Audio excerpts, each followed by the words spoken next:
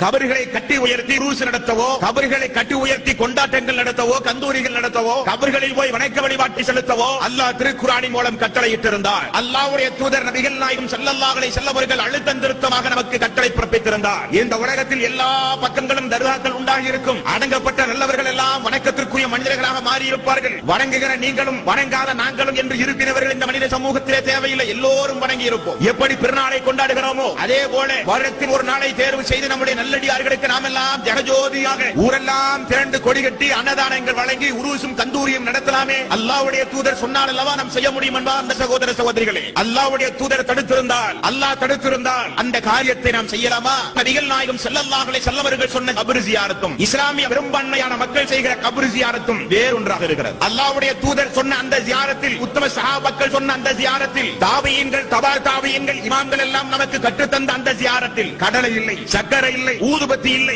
எண்ணெய் இல்லை, பூ இல்லை, துணிமணிகள் இல்லை. ஆனால் இஸ்லாமிய சமூகத்தில் கபர் ஜியாரத் என்கிற பெயரில் புறப்பட்டு செல்கிற இஸ்லாமிய சகோதர சகோதரிகள் கையில் இனிப்பி பலகாரங்களோடு, ஊதுபத்திகளோடு, சாம்பிராணிகளோடு, கையில் அவுலியாக்களுக்கு மேல் பொருத்துகிற துணிமணிகளோடு, கையில் பூவையோடு, பல்வேறு வகையான பலார்த்தங்களோடு, உண்டியலில் காசு போடுகிற காணிக்கையோடு இஸ்லாமிய சமூக மக்கள் இன்றைக்கு ஜியாரத் செய்கிறார்கள். அப்படியானால் இஸ்லாமிய மார்க்கத்தில் சொல்லப்பட்ட ஜியாரத் என்ன அன்பார்ந்த சகோதர சகோதரிகள்? நபிகள் நாயகம் ஸல்லல்லாஹு அலைஹி வஸல்லம் அவர்கள் கபர் ஜியாரத்தில் இரண்டு அம்சத்தை நமக்கு உள்ளடக்கி சொன்னார்கள். ஒன்று, உங்களுக்கு மரண சிந்தனை ஏற்படும். இரண்டாவது, அடங்கப்பட்டவர்களுக்காக வேண்டி நீங்கள் ஒவ்வொருவரும் பிரார்த்தனை செய்ய வேண்டும். இது இரண்டு அம்சங்களை உள்ளடக்கித்தான் கபர் ஜியாரத்தை தவிர கபரில் என்றைக்கோ அடங்கி போன நல்லவர்களிடத்திலே சென்று, அடங்கி போன மக்களிடத்திலே சென்று நம்முடைய தேவைகளை கேட்பதற்கு பெயர் அல்ல கபர் ஜியாரத் என்பது. அப்ப இன்றைக்கு தர்காக்களுக்கு செல்கிறார்களே, அது ஜியாரத்தா? அங்கே சென்றால் ஒரு 10 நாள் ஒரு 20 நாள் எஸ்ட தங்கிட்டு போலாம்ங்கிற சிந்தனைகள் தான் வருமே தவிர நபிகள் நாயகம் ஸல்லல்லாஹு அலைஹி வஸல்லம் அவர்கள் சொன்ன மையவாடி எது? கபரஸ்தான்கள் எது? பொதுவாக இஸ்லாமிய சமூகத்தில் யாராவது மரணித்து போனால் அவர்களை அடக்குகின்ற மையவாடியை ரசூல் ஸல்லல்லாஹு அலைஹி வஸல்லம் அவர்கள் சொன்னார்கள். கபர் ஜியாரத்தினுடைய இரண்டாவது நோக்கம், அடங்கப்பட்டவர்களுக்காக வேண்டி நாம் பிரார்த்தனை செய்ய வேண்டும். அடங்கப்பட்டவர்களுக்காக வேண்டி நாம் பிரார்த்தனை செய்ய வேண்டும். அடங்கப்பட்டவர்களிடத்தில் நாம் பிரார்த்தனை செய்யக்கூடாது. நன்று கொள்ள, வித்தியாசத்தை புரிந்து கொள்ள வேண்டும். அடங்கப்பட்டவர்களுக்காக வேண்டி